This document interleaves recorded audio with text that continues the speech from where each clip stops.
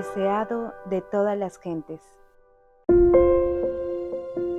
El deseado de todas las gentes, capítulo 15, en las bodas de Caná. Recordemos que en el capítulo 14 Juan no había reconocido la autoridad del Sanedrín ni pedido su sanción sobre su obra, y había reprendido a los gobernantes y al pueblo, a fariseos y saduceos, por igual.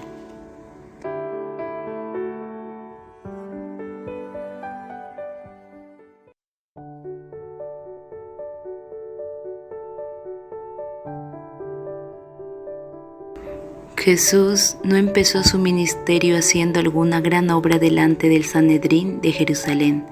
Su poder se manifestó en una reunión familiar, celebrada en una pequeña aldea de Galilea, para aumentar el placer de una fiesta de bodas. Así demostró su simpatía por los hombres y su deseo de contribuir a su felicidad. En el desierto de la tentación, Él mismo había bebido de la copa de la desgracia, y de allí salió para dar a los hombres la copa de la bendición, de su bendición que había de santificar las relaciones de la vida humana. Desde el Jordán, Jesús había regresado a Galilea.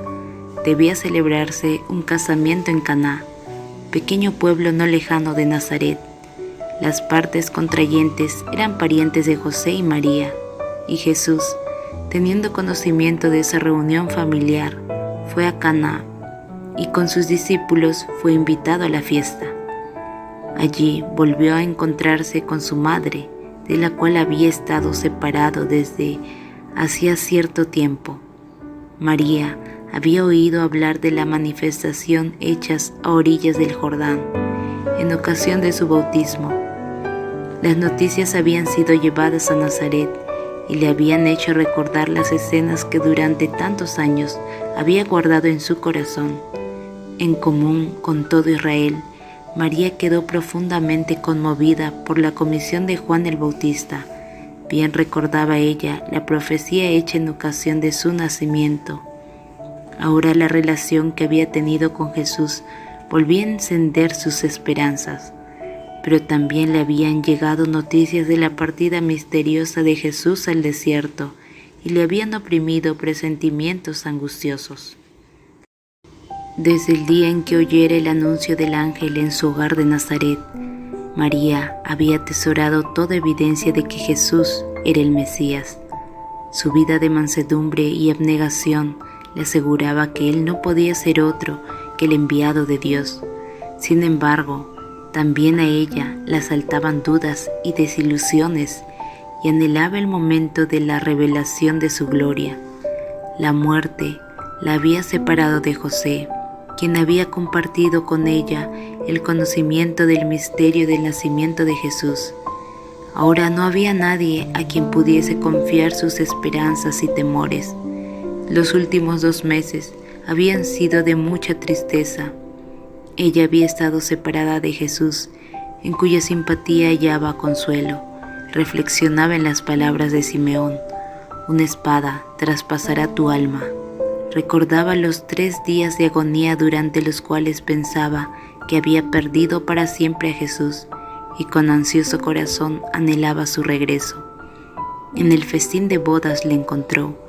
Era el mismo hijo tierno y servicial. Sin embargo, no era el mismo. Su rostro había cambiado. Llevaba los rastros de su conflicto en el desierto, y una nueva expresión de dignidad y poder daba evidencia de su misión celestial. Le acompañaba un grupo de jóvenes cuyos ojos le seguían con reverencia y quienes le llamaban maestro. Esos compañeros relataron a María lo que habían visto y oído en ocasión del bautismo y en otras partes, y concluyeron declarando: hemos hallado aquel de quien escribió Moisés en la ley y los profetas. Al reunirse los convidados, muchos parecían preocupados por un asunto de interés absorbente. Una agitación reprimida parecía dominar a la compañía.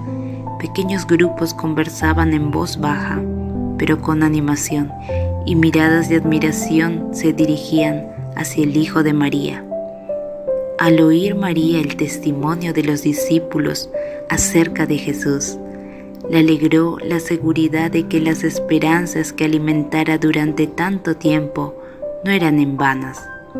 Sin embargo, ella habría sido más que humana si no se hubiese mezclado con su santo gozo un vestigio del orgullo natural de una madre amante. Al ver cómo las miradas se dirigían a Jesús, ella anheló verle probar a todos que era realmente el honrado de Dios. Esperaba que hubiese oportunidad de realizar un milagro delante de todos. En aquellos tiempos, era costumbre que las festividades matrimoniales durasen varios días.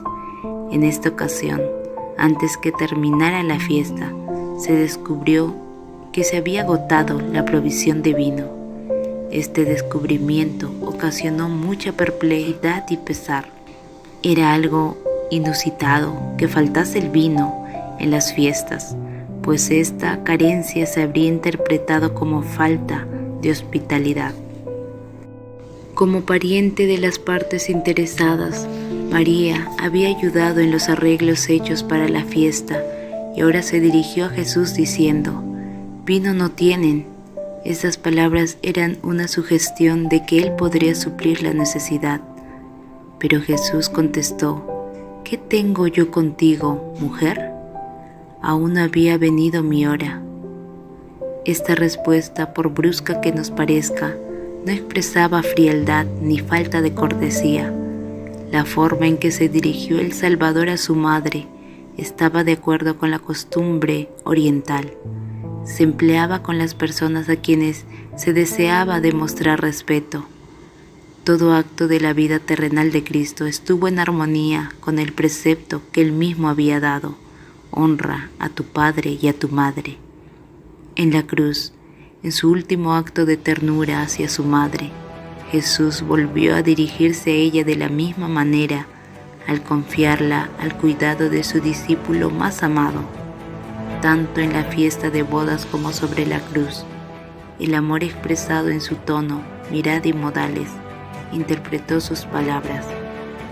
En ocasión de su visita al templo en su niñez, al revelársele el misterio de la obra que había de llenar su vida, Cristo había dicho a María: ¿no sabíais que en los negocios de mi Padre me conviene estar? Estas palabras fueron la nota dominante de toda su vida y ministerio.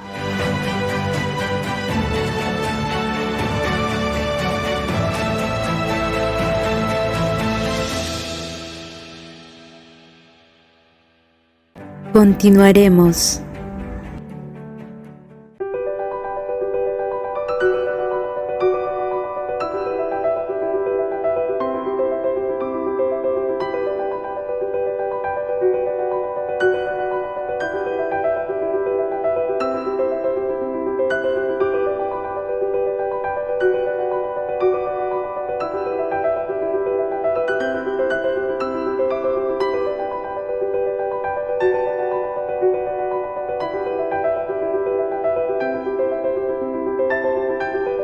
El deseado de todas las gentes.